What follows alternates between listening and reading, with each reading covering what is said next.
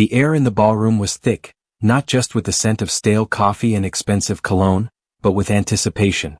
I was standing by the emergency exit, hands tucked deep into the pockets of my slightly too tight suit pants, feeling the weight of a decision that was about to either make my career or completely destroy it.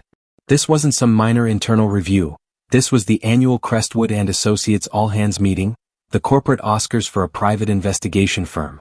You had every partner, every major client, and half the city's press sitting in the audience, all waiting for Victor Sterling, my manager, to swan onto the stage and accept the applause for closing the biggest case of the year. The case I actually closed. I kept glancing at the massive 40-foot projection screen behind the stage. It was currently flashing the Crestwood logo, but in precisely 7 minutes, it would be displaying the results of Victor's team. His team, which was about to include a very specific slide I had personally curated. A slide Victor had no idea existed. The sheer audacity of what I was about to do made my palms sweat so badly I had to discreetly wipe them on my suit. The manager, Victor, he was already up near the podium, shaking hands, flashing that million-dollar shark smile of his. He looked like the picture of corporate success, and he was about to steal the literal spotlight for a massive 6-figure bonus that should have been deposited in my bank account this morning. I took a slow, deep breath. I needed to focus on the plan. This wasn't about revenge in a petty sense. It was about justice.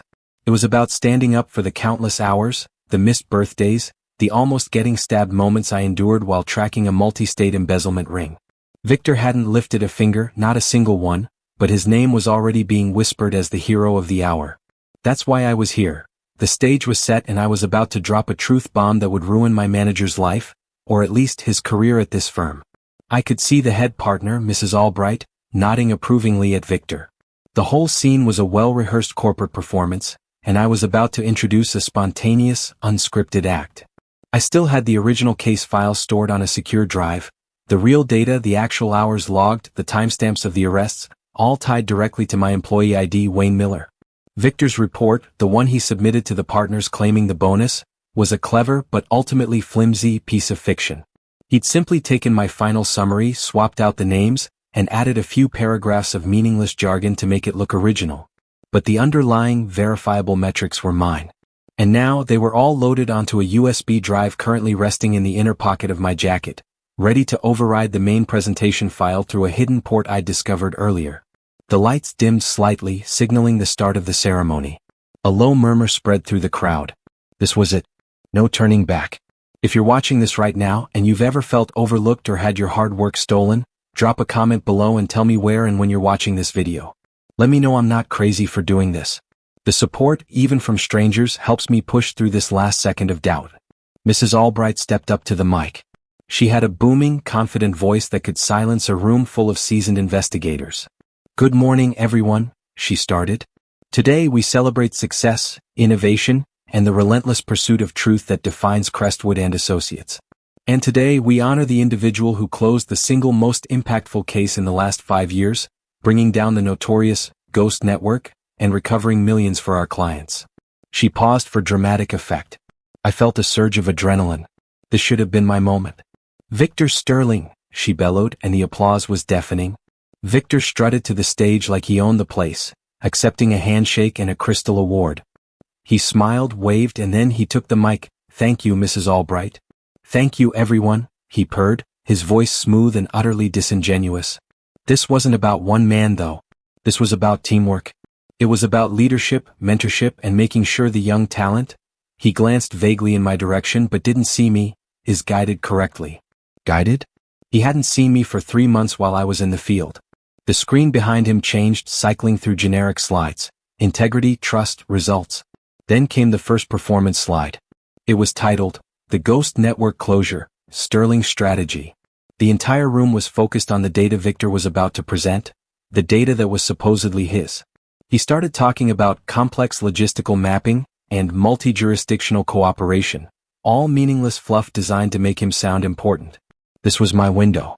I slipped out of the side door and into the small, dimly lit control room that managed the A/V for the main stage.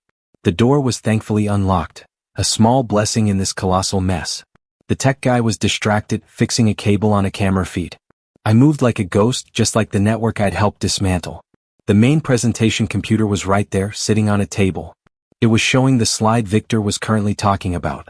I quickly plugged in my USB drive to the secondary port, opened the file manager, and located the All Hands 2025 presentation.pptx file. I had coded a tiny undetectable script that would allow my file, titled All Hands 2025 truth.pptx, to override the active file when the text switched to the next slide. It was a digital swap, a silent coup. My finger hovered over the execute button, waiting for Victor to say the magic words. He was winding up his section, his voice reaching a crescendo. And so, with unwavering oversight and a comprehensive approach, my team achieved. Click. I hit the button. My heart was in my throat. I yanked the USB drive out and slipped back to the exit door, not daring to look at the tech guy. I had to be back in the audience when the bomb dropped, just another face in the crowd. I hurried back into the ballroom, managing to slide back into my spot near the exit just as Victor finished his sentence. This stunning result, he concluded, waving his hand toward the screen, expecting the next slide to display his fabricated numbers. The screen flashed, the title of the next slide appearing in bold, jarring red, The Ghost Network Closure, Miller's Real Data. The ballroom went silent. The music stopped. Victor Sterling froze on stage, his triumphant, practiced smile dissolving into a look of sheer, unadulterated horror. The slide was up and it was showing the truth. The silence in the ballroom wasn't the polite, expectant kind. It was the kind that swallows sound, heavy and terrifying, like the moment right before a glass hits the floor and shatters. Victor, still frozen on stage, looked like a statue carved out of pure panic. He blinked, clearly hoping the slide would magically revert to his version. But it didn't. Instead, the screen zoomed slightly onto the first bullet point of the new slide. Lead investigator. Wayne Miller, employee ID number 843. Total hours logged, 1,987. That single detail, my name, my ID, and the real hours, hit the room with the force of a tidal wave. The section was titled Detailed Setup, and this was the very first piece of detailed setup I gave them. Meet Wayne Miller, the rookie investigator at Crestwood and Associates who just closed his first huge case. I was the guy who usually ate lunch alone, the one who meticulously organized his files, and the one who spent the last 6 months living on stale gas station coffee and adrenaline. I could feel 100 eyes swiveling toward me. Since I was standing near the back by the fire exit, they had to twist their necks to see who this Wayne Miller was. I simply stood there, keeping my face as neutral as possible, trying to embody the look of a deeply confused and slightly betrayed subordinate. The main character was introduced and I was about to give them the backstory, building that emotional connection that makes a story stick. Victor finally snapped out of his daze. His face was a patchwork of red and white, like a badly poured concrete wall. He started stammering, his smooth, polished voice replaced by a choked, desperate rasp. What is this? This is a technical error. Someone get the A/V guy. This is not my presentation. He was trying to command authority, but his hands were shaking so violently he almost knocked the mic over. The A/V guy, bless his heart, was scrambling in the booth. He looked genuinely baffled, pulling out cables and rebooting systems that didn't need rebooting. He clearly had no idea how I'd overridden the file. My little script, it seemed, was foolproof. The screen just stayed put, displaying my real numbers, my real achievements. Mrs. Albright, the head partner, walked swiftly to the stage. She was a woman who dealt in facts, not panic. She picked up the spare mic and looked at Victor, her expression like granite. Victor, can you explain the discrepancy? Your submitted report listed you as the lead investigator, with a team of junior associates supporting you. This slide suggests otherwise. Victor tried to laugh, a brittle, high-pitched sound. Of course, it's a simple transposition error, Helen.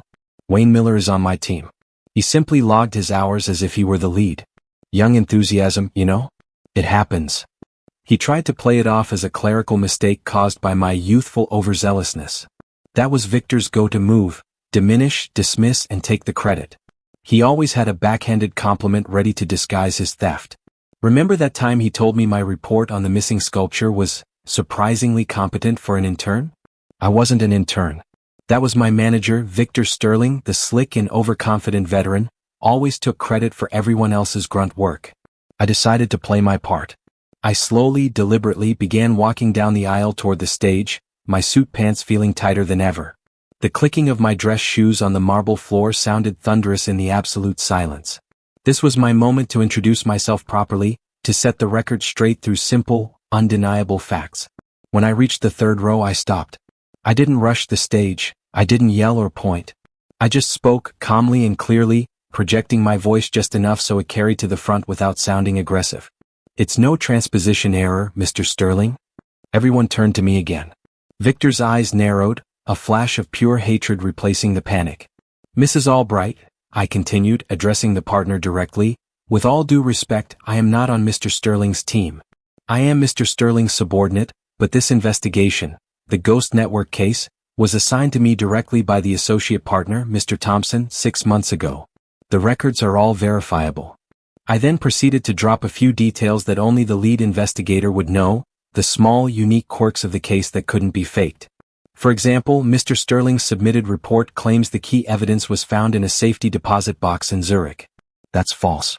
The key evidence, the flash drive with the encrypted financial ledgers, was recovered from a hollowed-out ceramic owl figurine in the back of a dingy pawn shop in Hoboken, New Jersey.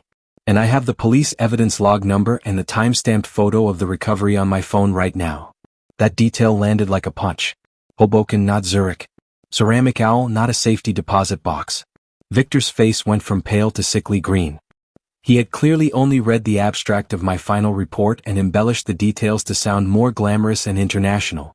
He thought he could outbluff the room, but he didn't count on me having the small, relatable moments and unique quirks of the case memorized because I lived them. I knew the partners, especially Mrs. Albright, valued precision above all else. A mistake in location that significant wasn't a transposition error. It was proof that Victor hadn't been anywhere near the actual investigation. I paused, letting the magnitude of that lie sink in. The murmurs in the crowd began again, louder this time, not whispers of confusion but actual angry discussion. Victor tried one last time to regain control. This is highly unprofessional, Miller. You're disrupting a professional presentation. You're clearly upset about something else and you're projecting. He was grasping at straws, trying to turn the narrative on me, the emotional subordinate lashing out. Upset about something else, Victor? I said, using his first name for the first time, making sure the mic on the podium picked up my voice even from the third row. I pulled out my phone.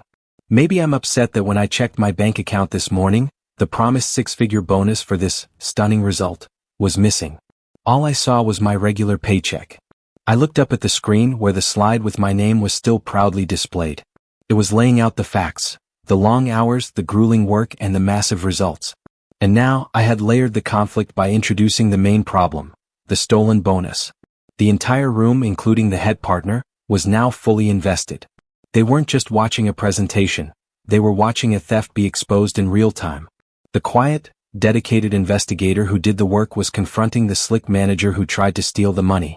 The air was electric. My voice, now loaded with the righteous indignation of a man who just had months of blood, sweat, and detective work erased with a stroke of Victor's pen, resonated through the cavernous room. I checked my bank account this morning, and the bonus was missing. I let that statement hang there, a simple, brutal fact.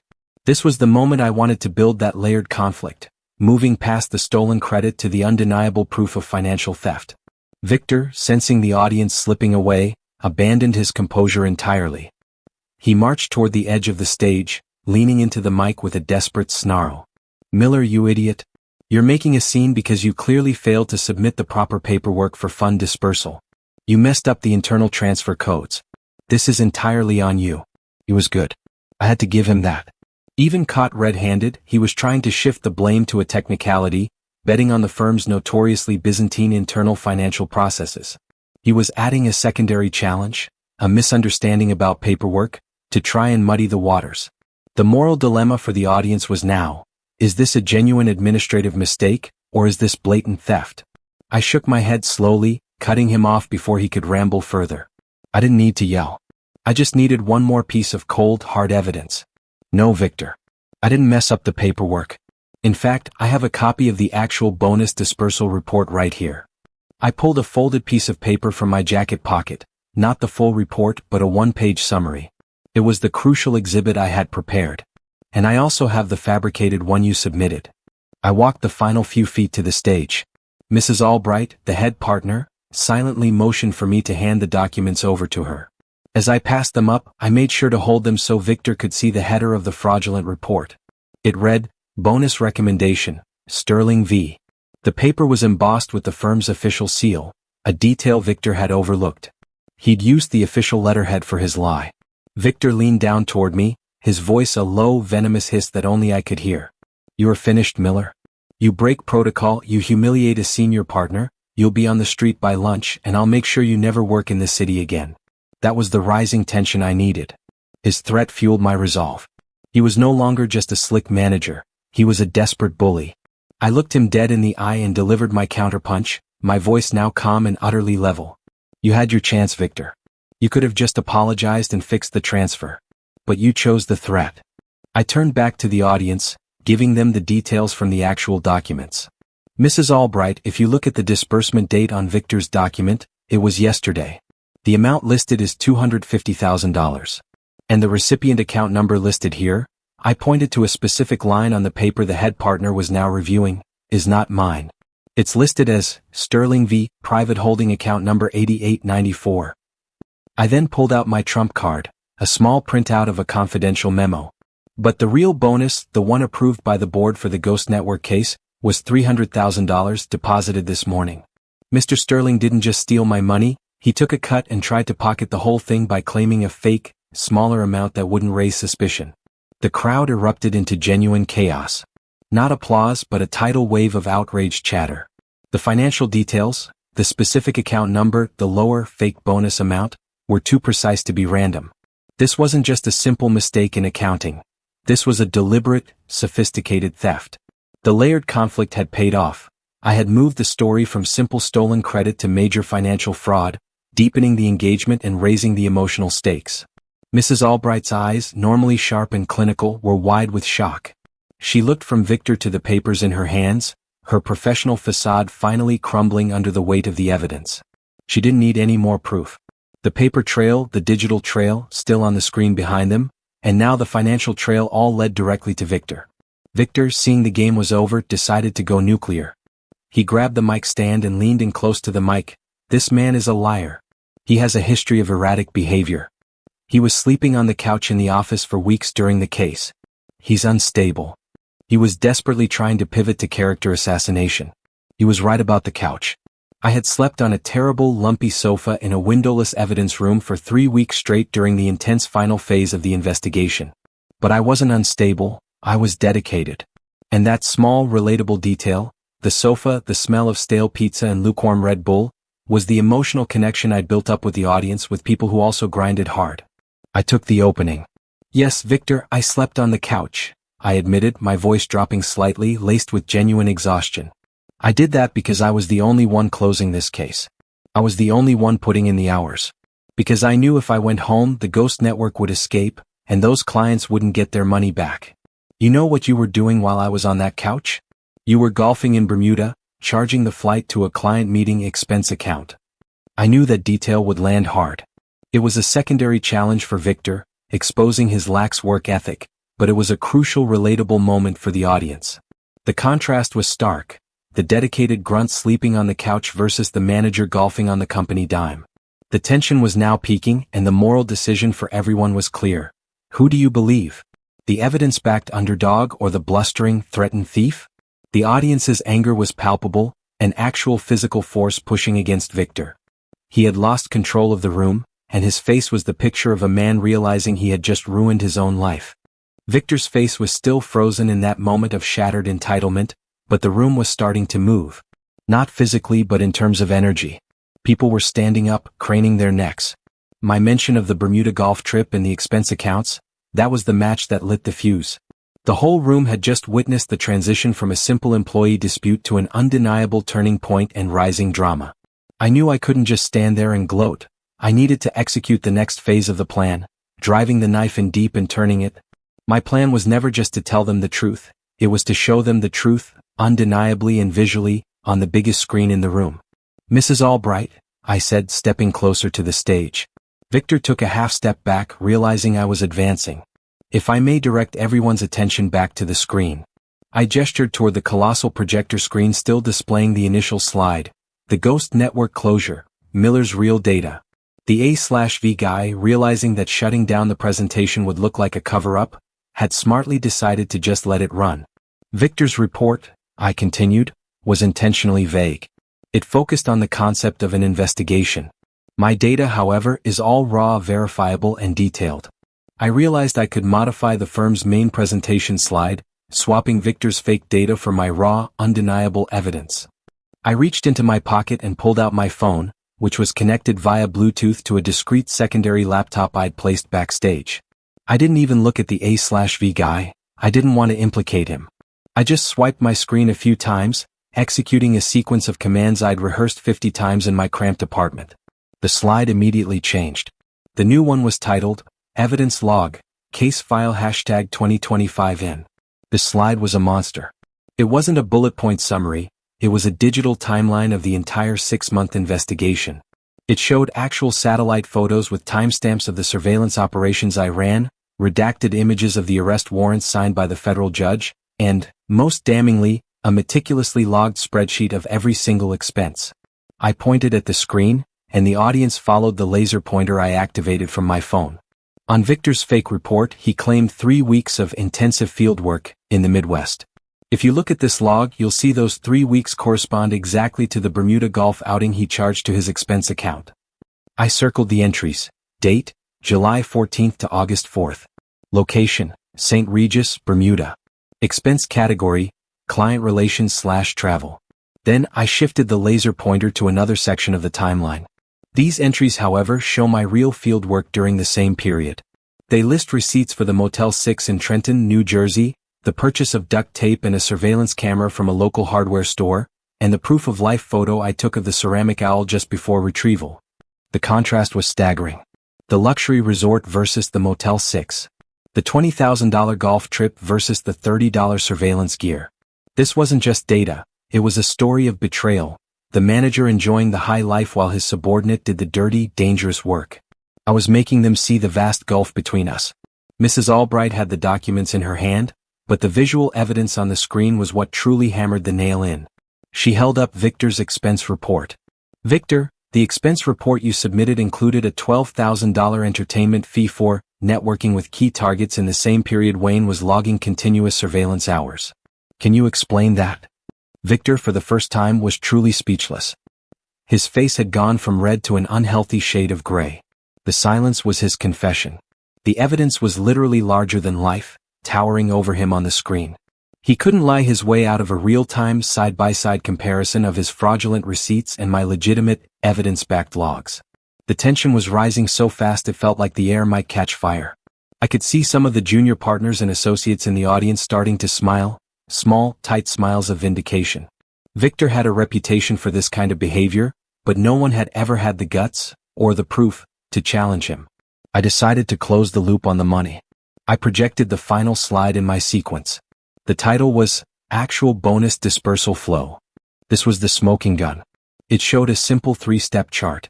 Board approval, $300,000 bonus authorized for employee ID number 843, Wayne Miller. Victor Sterling's override, payment redirected and split into 2 payments, $50,000 to employee ID number 843, my account, to keep me quiet, and $250,000 to Victor Sterling's private holding account. Final tally, Wayne Miller received $50,000. Victor Sterling received $250,000. This is not a technical error, Mrs. Albright, I stated firmly, my voice cutting through the noise. This is wire fraud. And I have the email chain where Victor instructed the accounting department to execute this exact transfer, claiming a clerical correction on the board-approved amount. I didn't need to say anything else. I had laid out the evidence in 3 perfect parts. The lie about the investigation, the lie about the expenses, and the outright theft of the funds. The betrayal was complete, and the stage was set for the final, dramatic confrontation. The day of the meeting had arrived, and Victor looked smug as he walked toward the stage, but now he was utterly exposed and humiliated. He was no longer presenting. He was being prosecuted by his own subordinate on his own stage. The final slide, the one detailing the wire fraud with the clean, undeniable clarity of a corporate flowchart, was still glowing on the massive screen. It felt like an indictment handed down by the gods of accounting. I watched Victor, who was now swaying slightly on the stage. He tried to steal my money, my credit, and my future, and I had just publicly dismantled his entire professional life piece by piece, using only the truth. This was the moment of peak rising drama, the point of no return. Victor finally found his voice, a raw, uncontrolled scream that was the sound of a cornered animal. You manipulated this. You faked those emails, Miller. You've always been unstable. Obsessed. You're trying to ruin me because you can't handle the pressure of this job. He lunged for the podium, his hand reaching for the laptop sitting there, presumably to shut down the presentation and erase the evidence. I was ready for this. I had anticipated that the moment he realized he couldn't talk his way out, he would resort to physical action. My script was running through a remote application on the secondary laptop, and the moment Victor touched the primary machine, I hit the lock screen command on my phone. The laptop on the podium immediately displayed a large, pixelated image of a cartoon burglar with a sack of money, and the caption, "Access denied, property of Crestwood and Associates." The absurdity of the cartoon burglar graphic, a little flourish I added just for maximum psychological impact, was enough to stop Victor mid-lunge. He stared at the screen, then back at me, his eyes wide with a manic rage that made my stomach drop. For a brief second, I thought he was going to jump off the stage and tackle me right there in front of the firm's major clients. But before he could, Mrs. Albright intervened. She was a CEO, not a security guard, but her authority was absolute.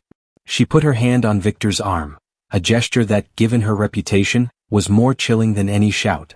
"Victor," she said, her voice dangerously quiet, "stop. The documents and the digital evidence are clear. This is no longer a professional matter, this is a legal one." Victor yanked his arm away from her, the ultimate act of professional self-immolation. "Legal? This is my money. I brought this firm millions. I manage the team. He's just a glorified errand boy. He doesn't deserve $300,000. I do." The mask was completely off. He wasn't arguing his innocence. He was arguing his entitlement. He was admitting the theft and justifying it with arrogance. The audience gasped. This wasn't just drama anymore. This was a complete corporate meltdown. Everyone in the room now had full, unedited access to Victor Sterling's character. I took a final, deep breath. I had to stay calm. My whole goal was to expose him on stage, not to engage in a shouting match. I took a step back, letting Mrs. Albright handle the immediate crisis, but not before delivering one last, quiet sentence that summarized the entire conflict. "It's not about who deserves it, Victor," I said, my voice cutting through the noise. "It's about whose name is on the evidence log, whose hands secured the evidence from the ceramic owl in Hoboken, and whose account was supposed to receive the board-approved funds." The crucial moment arrived. I watched my heart hammered as I executed the switch earlier, but now the payoff was immediate and visceral. The head partner didn't need any more information. She looked at a stern-faced security officer standing at the side door and gave a sharp, almost imperceptible nod. The officer, a massive man named Stan who looked like he could bench press a small car, immediately started walking toward the stage. The sight of Stan moving was an alarm signal that resonated through the room. Stan wasn't there for general security, he was there for immediate personnel removal. Victor saw him too. The realization that he was about to be escorted out, in front of his peers, his clients, and potentially the press, hit him like a physical blow. He crumpled slightly, his shoulders slumping. He looked down, saw the Crystal Award he'd accepted just minutes earlier, and with a petty, final flourish of despair, he hurled it against the projection screen. The screen didn't break, it was industrial grade, but the sound of the crystal shattering on impact was loud and definitive. The image of the actual bonus dispersal flow chart shimmered and then slowly dissolved, replaced by static. But the damage was done. The truth had been seen, and no amount of static could erase it from the minds of the people in that room. Stan reached the stage. He didn't say a word to Victor. He simply took him firmly by the elbow, a gesture that was polite yet utterly unyielding. Victor didn't resist. He was defeated. He let himself be led away, head down, past the rows of stunned faces. As he was being escorted through the fire exit I had used moments earlier, he paused, looked back, and his eyes met mine. There was no rage left, just a cold, hollow emptiness. He had lost everything and he knew it was entirely his own doing. The drama had peaked. The antagonist was removed. Now came the difficult part, the cleanup and the resolution. The room was silent again, but this time, it was a silence of shock and deep comprehension, not just confusion. The firm's partners were clustered around Mrs. Albright, their faces a mixture of fury and embarrassment. The show was over, but the actual story was just beginning to resolve. The corporate ballroom drama was over, at least the violent, crystal-shattering part. Victor had been physically removed, but the emotional debris was still swirling. I was standing there, the rookie who just executed a perfect corporate coup, but the fact remained, I still didn't have my money, and while I had exposed his theft, I didn't yet have the smoking gun of the fabricated report. All I had presented was my data and the bank transfer flow. The direct proof of his lie, the report he submitted to HR to claim the bonus, was what I needed to definitively close the loop and secure my position beyond any doubt. The internal struggle was over. I chose the exposé, but the evidence collection needed to be flawless. The all-hands meeting was officially recessed, so the partners could have an emergency closed-door meeting to deal with the Victor fallout. That recess was my golden hour. My mind was racing, still high on adrenaline, but focused on the next crucial step. I managed to sneak into Victor's office and found a fabricated report proving he had stolen my bonus. This was the layered conflict section, where I added the final damning piece of evidence. Victor's office was on the executive floor, 2 flights up from the ballroom level, and usually guarded by his assistant, a severely overworked and perpetually anxious woman named Sarah. Luckily, Sarah was now completely occupied in the HR office, likely giving a statement about Victor's erratic behavior. The executive floor was eerily quiet. Most of the senior partners were in the emergency meeting, and the rest of the staff were huddled in groups, dissecting the morning's events. It was the perfect time for a bit of classic PI work. I took the service elevator up, avoiding the main, glass-fronted lifts. I moved with the silent efficiency I had honed during months of field surveillance. I reached the executive wing and headed directly for Victor's large, ridiculously luxurious corner office. The door was locked, naturally. Victor was paranoid and always locked his office even when stepping out for coffee. I wasn't a locksmith, but as a private investigator for Crestwood and Associates, I had received some highly specialized, off-the-books training, and I carried a small, discreet kit in my backpack. Not for breaking and entering, technically, but for accessing secure storage. I crouched down, heart pounding a rhythm against my ribs that was loud enough to be a drum solo. I worked quickly and cleanly, my focus absolute. 3 minutes later, I heard the satisfying metallic click of the lock disengaging. I slipped inside, closing the door softly behind me. The office smelled like expensive leather and Victor's specific cloying cologne, a scent I now associated with betrayal. I knew exactly where to look. Victor was an arrogant creature of habit. Anything truly sensitive, like the documents he'd used to claim credit and bonuses, he wouldn't trust to a shared server. He kept them in a locked filing cabinet, hidden behind a large, framed photograph of him shaking hands with a minor city councilman. The filing cabinet was heavy-gauge steel. It had a combination lock, not a key. This was going to be tougher. I didn't know the combination. But I did remember a small, seemingly insignificant detail from my surveillance on Victor earlier in the year when I was confirming his Bermuda trip for the expense report. Victor had a tendency to jot down reminders on small, sticky notes and then immediately crumple them up and toss them in the trash. Remember that crocodile dung sunscreen I mentioned? That was a reference to the exotic, expensive items he'd buy on his unauthorized trips. The sunscreen detail had come from an old, discarded note I'd found in his trash. I went to the large, cylindrical leather trash bin next to his mahogany desk. I meticulously sifted through the crumpled paper, separating out the coffee stirrers and empty mint wrappers. Bingo. I found a small yellow sticky note, tightly crumpled. I carefully unfolded it. It wasn't a combination number, but a series of cryptic letters and numbers. GN 843-250K. GN, Ghost Network. 843, my employee ID. 250K, the fake bonus amount he had submitted for himself. It was a mnemonic device. Victor, ever the narcissist, would never choose something impersonal. I tried the obvious. 250, then the last 3 digits of my ID, 843. Click. The lock opened. Inside, in the very front folder, was a document titled, Final Achievement Report and Bonus Submission, V. Sterling. It was the actual official document submitted to HR and the finance department. I pulled it out, my hands shaking not from fear, but from the triumph of the hunt. The document was a masterful piece of corporate fiction. It listed Victor as the lead field investigator and strategist.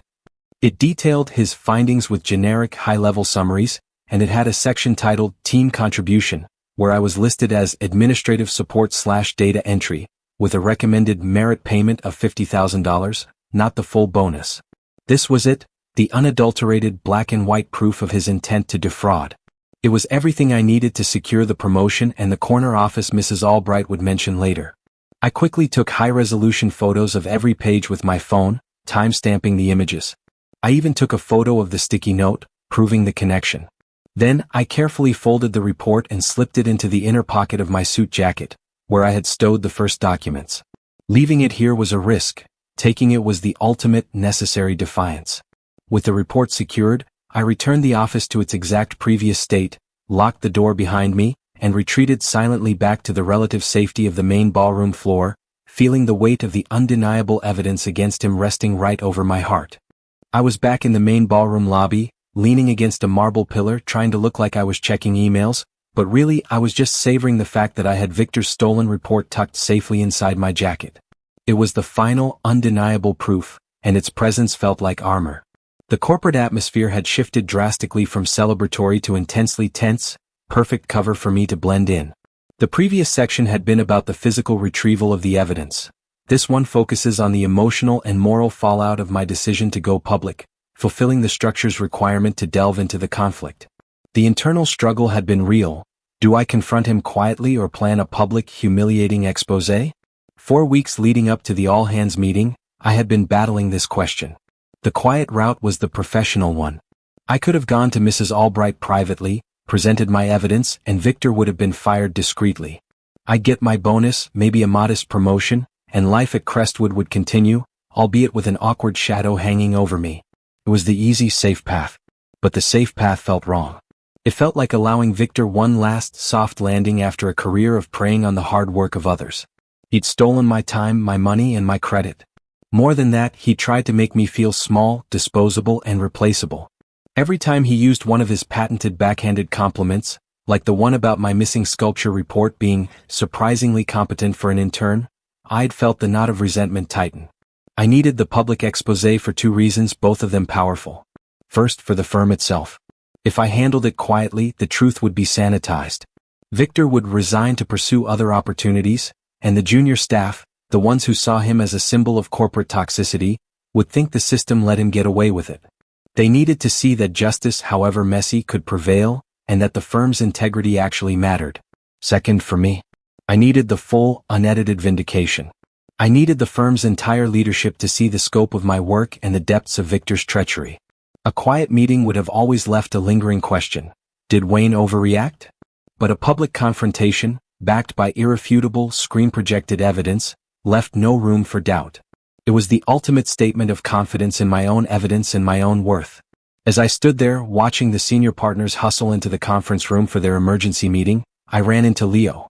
Leo was another junior investigator, a year older than me, and the guy who'd helped me decipher Victor's overly complicated expense codes when I was checking his Bermuda flights. Leo and I had a history of sharing war stories about Victor's demanding and credit-stealing habits. Leo walked up to me, his eyes wide and bright with a mixture of fear and awe. "Wayne. Dude. What the hell did you just do?" he whispered, glancing nervously at the head partner's door. "I gave a performance review," I replied, forcing a smirk. "A very public, data-driven one." Leo shook his head, a genuine look of respect washing over his face. "I thought you were going to mail in an anonymous complaint or something. I never thought you'd hijack the all-hands meeting. You've got guts, man. Victor's gone, right? Like fully gone?" "Fully gone," I confirmed, tapping the inner pocket of my jacket where the fabricated report was resting.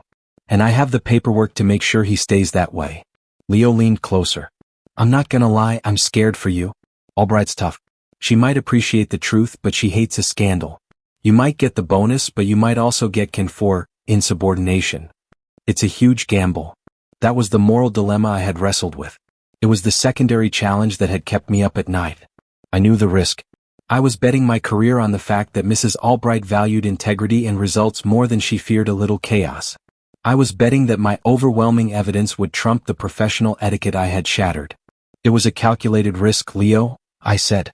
"Victor didn't just steal my money, he was stealing the firm's integrity. He was getting rich off other people's effort.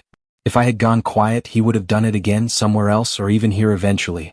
By exposing him publicly, I made sure everyone, the partners, the clients, and the other junior investigators, knew exactly what kind of man he was and what kind of firm we want to be." My conviction was solidified. I hadn't acted out of petty revenge. I'd acted with a clear moral imperative to protect the truth and the hardworking people around me. The exposure on stage wasn't the goal. It was the necessary tool to achieve undeniable justice. I had consciously chosen the high-stakes, high-reward path of the public, humiliating exposé over the quiet, safe confrontation. The emotional stakes had never been higher, but with Victor's fabricated report now in my possession, I knew I had played the winning hand. All that was left was to face the consequences, which, as the next few sections will detail, turned out to be far better than I had ever imagined.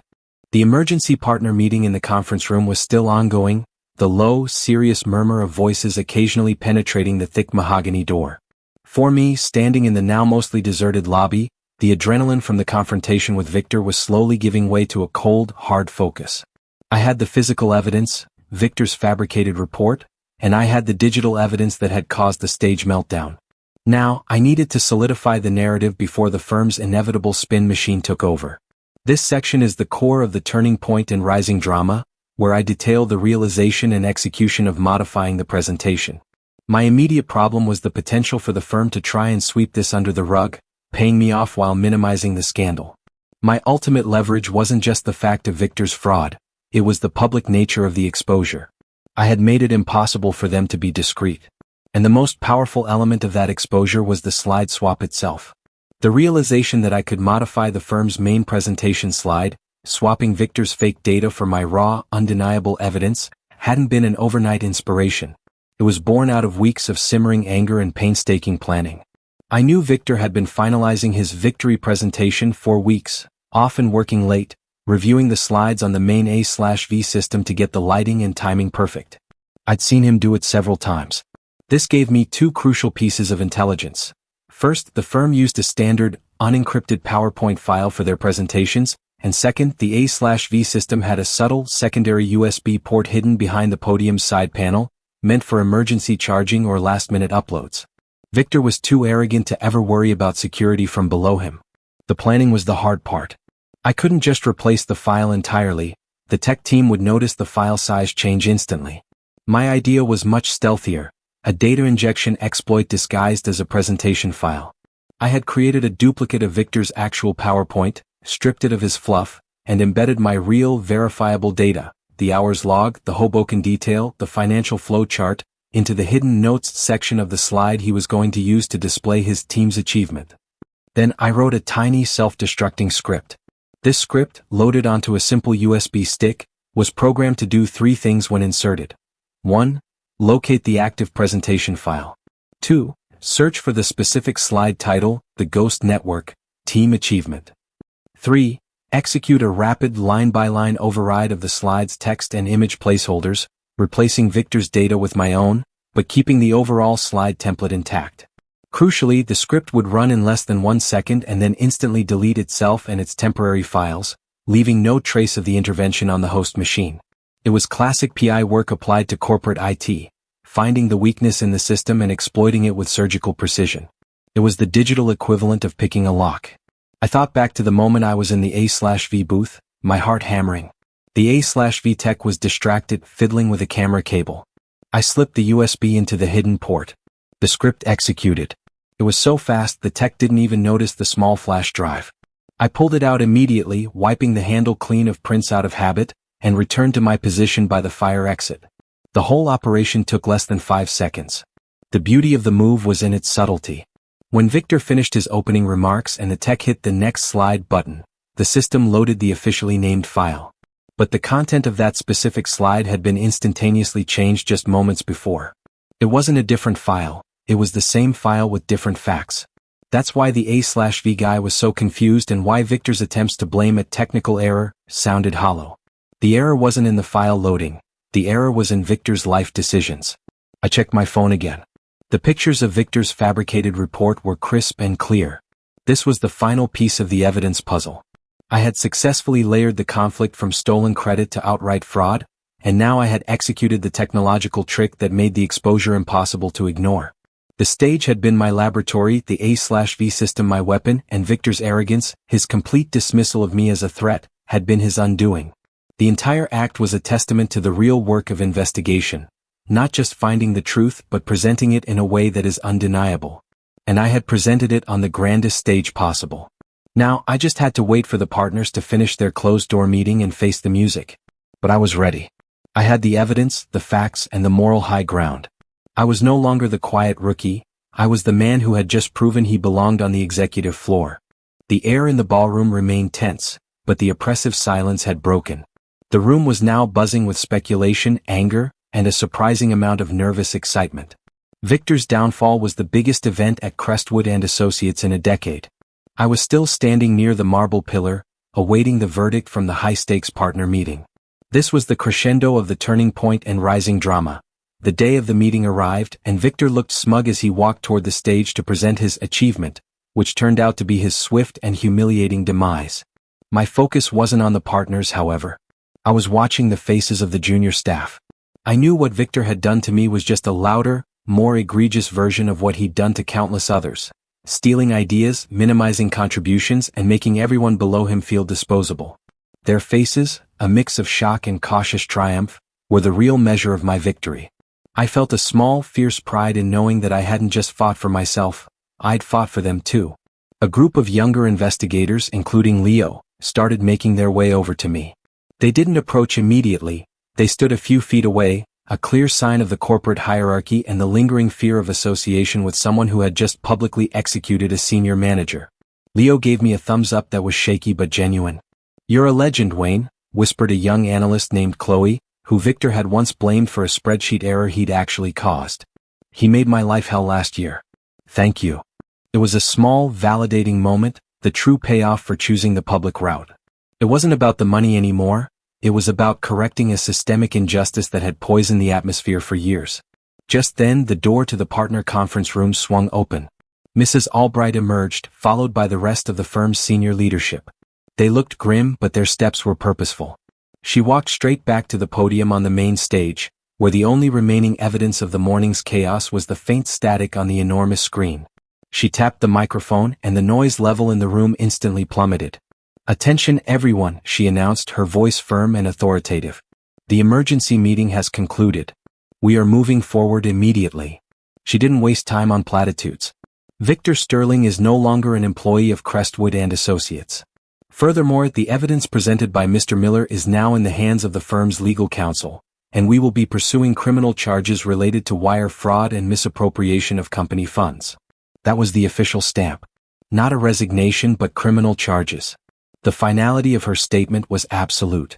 Victor wasn't just fired, his career was utterly destroyed and his freedom was now at stake. She then addressed the issue of the Ghost Network case directly. The integrity of the investigation itself is not in question. The successful closure of the Ghost Network case and the recovery of the client's funds were solely due to the diligence and unparalleled investigative work of Wayne Miller. She made eye contact with me and beckoned me forward with a gesture that was half command, half respect. I walked up the 3 steps and stood beside her at the podium. The crowd was silent, waiting for the rest of the verdict. I could feel my jacket pocket where Victor's crumpled, fabricated report was, the physical proof that had secured this moment. The board approved a $300,000 performance bonus for this achievement, Mrs. Albright continued, her voice clear. Wayne Miller will receive the full, correct amount, effective immediately, along with an official apology from the firm for the attempted theft. The money issue was resolved, but I knew the real test was what came next. Could I truly rise above the subordinate status Victor had forced on me? Mrs. Albright then paused, looking out at the clients who had remained in the audience. This event, however unfortunate, has revealed a failure of management oversight and confirmed the exceptional talent we have in our rising ranks. Integrity is paramount here. She turned to face me, her expression serious. Wayne Miller, you demonstrated not only the required investigative skills but also the necessary courage to hold this firm to its highest standards. That is leadership.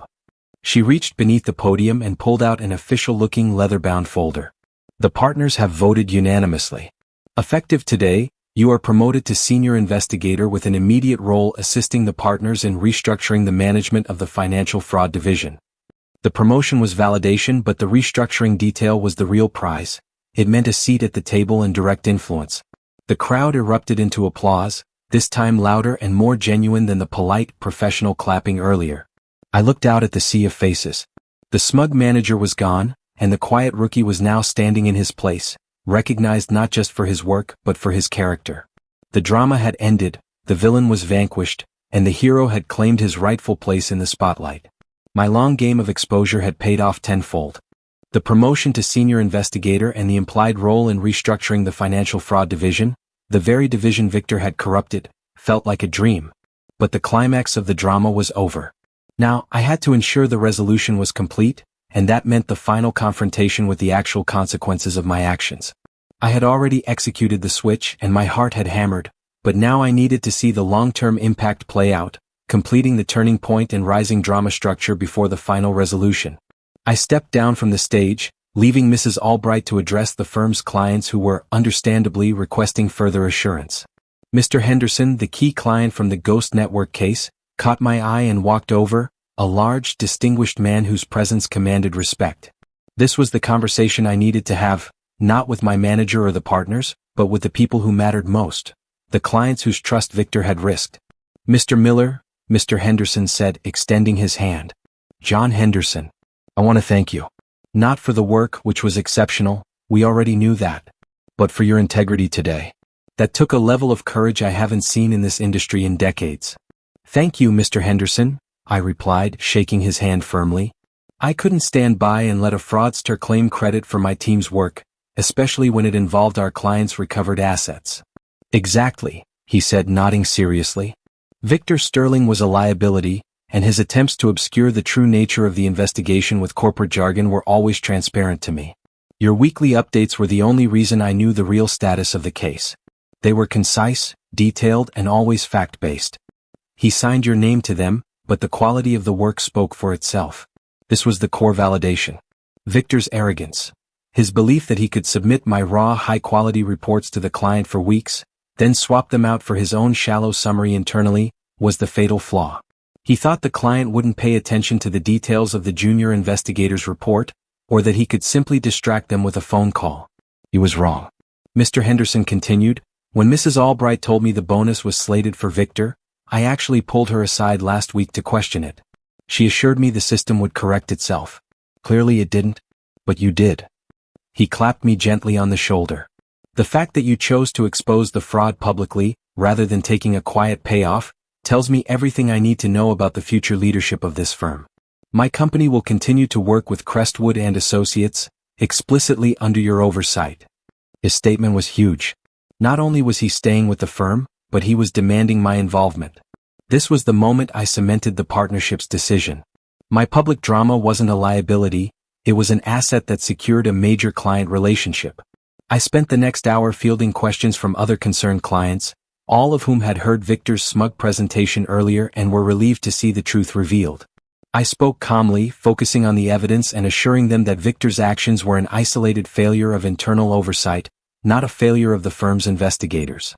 I used the specific verifiable details I had presented, the ceramic owl, the Hoboken pawn shop, the precise recovery amounts, to demonstrate my command of the facts. Later, as the ballroom finally emptied out and the last of the support staff began cleaning up the remnants of the catastrophic meeting, Mrs. Albright called me back into the now empty conference room where the partners had just met. She was alone, sitting at the head of the long table, the fabricated report I had retrieved from Victor's office lying on the polished surface. She gestured for me to sit down. Wayne, she said, removing her reading glasses. I want you to know how close you came to being fired this morning. My stomach tightened. I understand, Mrs. Albright. I broke protocol. You did more than that, she corrected. You caused a corporate spectacle. We had press in the room. This could have been a disaster. However, the strength of your evidence, the fact that you risked your entire career, and the immediate, unsolicited endorsement from Mr. Henderson proved two things. You are a brilliant investigator, and Victor Sterling was a cancer we failed to detect. She slid the fabricated report toward me. This document, which you managed to procure from a locked filing cabinet, completes the legal case. It proves premeditation and intent to defraud. We will use this to press charges.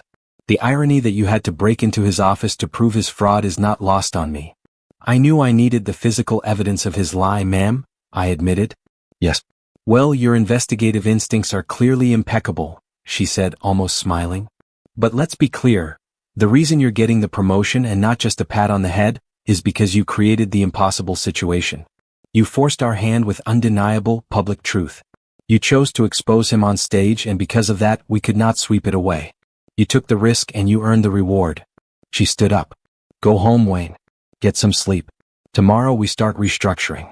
And the new corner office is on the executive floor. It's yours. The official end of the terrifying gamble. I had gone through the fire and emerged with everything I deserved. The initial doubt I felt when my heart hammered as I executed the switch was long gone, replaced by the deep satisfaction of winning a war for truth and integrity. The applause had died down, the partners had retreated to finalize the press release, and the weight of the massive golden glass corner office key, the one for the executive floor, felt surreal in my hand. I had secured my bonus and my promotion, but the story wasn't quite finished.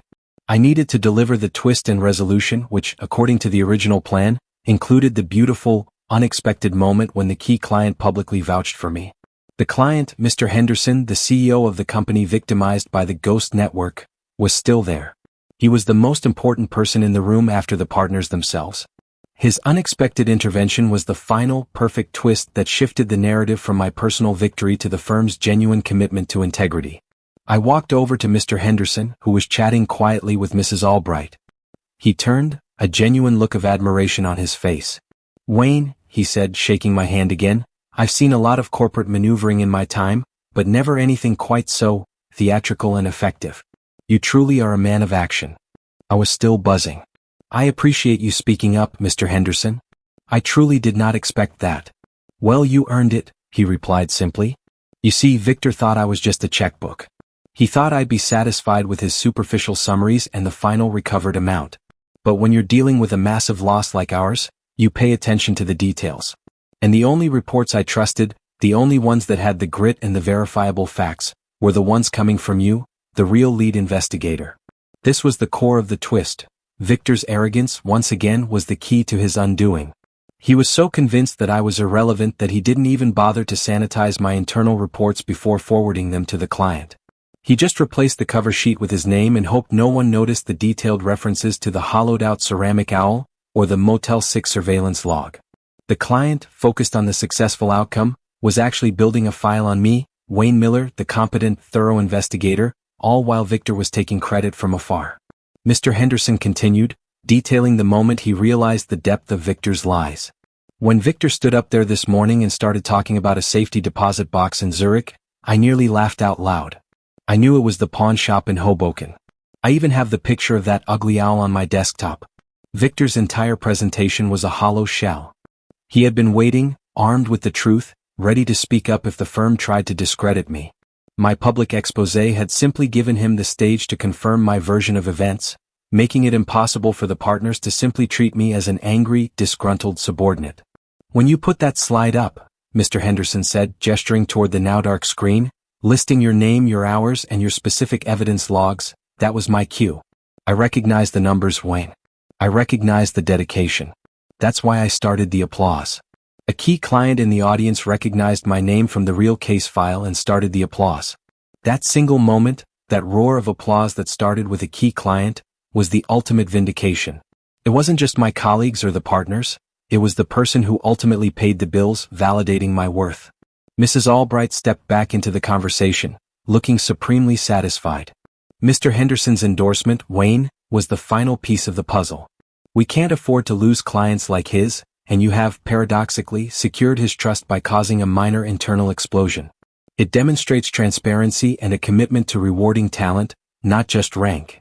She then delivered the final official word on Victor.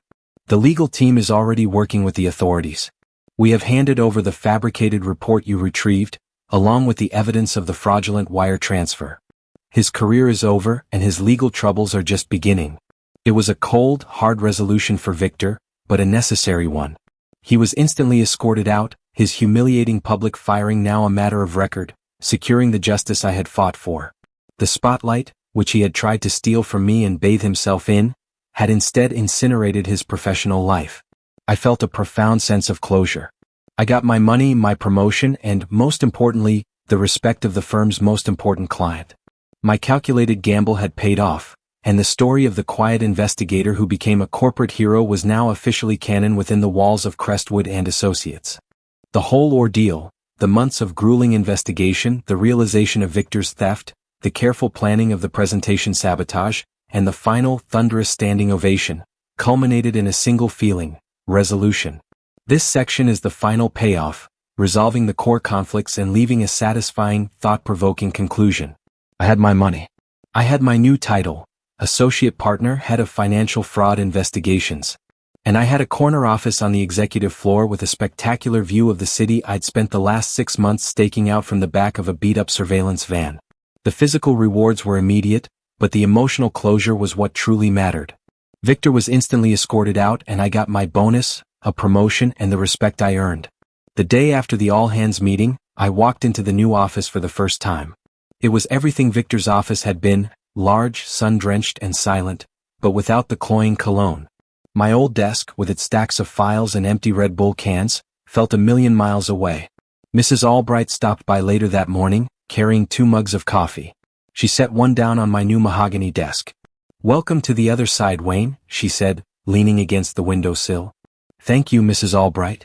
"It's a lot quieter up here," I noted, looking out over the skyline. "It is," she agreed.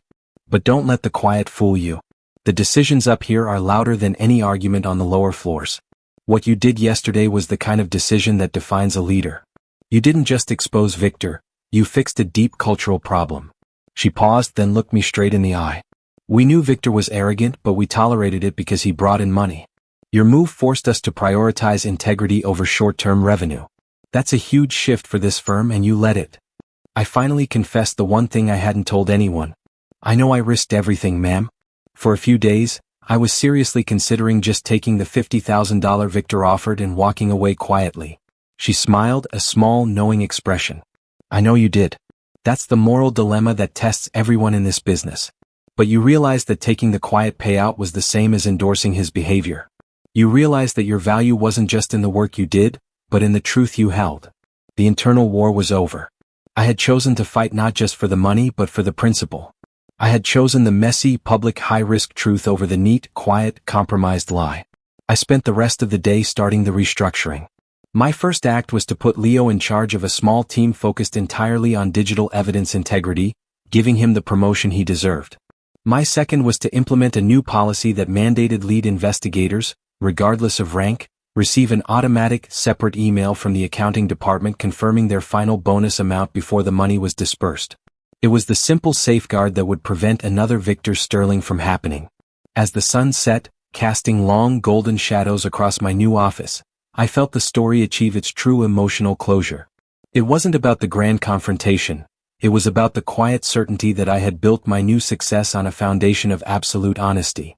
But the story, like any good investigation, had to leave one final, thought-provoking or lingering question. The firm was safer, I was richer, and Victor was facing consequences. But what about the system itself?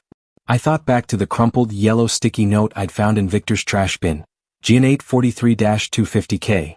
Victor had been sloppy, but he wasn't stupid. He had been so cavalier because he believed the corporate structure was designed to protect people like him, the big-talking senior manager, and crush people like me, the quiet, hard-working grunt. And for a long time he was right. I had to risk everything to prove him wrong. So, the lingering question I was left with, the one I took to bed that night, was this. Did I win because the system changed, or did I simply win because I found the courage to break the system? I had a feeling the answer was the latter. I had forced the change, and now, from the new corner office, my real work began. Not just catching fraudsters outside the firm, but making sure the system inside the firm actually rewarded the people who deserved it. The moral of the story isn't just fight the boss, but make your work undeniable. Victor could steal my name, but he couldn't steal the quality of my evidence. He could claim the bonus, but he couldn't replicate the grit.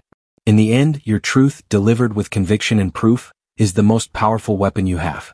If you've ever had your hard work stolen, I hope this story gives you a boost. Never back down from the truth. Drop a comment below, like and subscribe if you enjoyed this long-form story about stealing back the spotlight.